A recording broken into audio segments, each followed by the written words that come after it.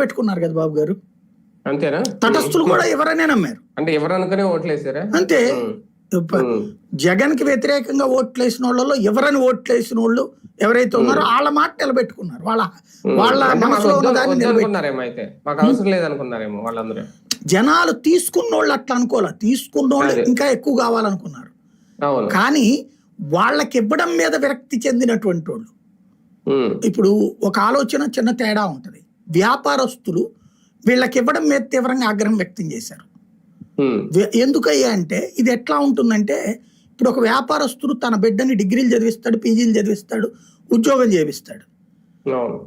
తన కొడుకో తన కూతురో ఉద్యోగం చేస్తుంటే ఏడాదికి 10% హైక్ వచ్చిందా 5% హైక్ వచ్చిందని సంతోషంగా చూసుకుంటాడు, గొప్పగా చెప్పుకుంటాడు చుట్టుపక్కల వాళ్ళకి.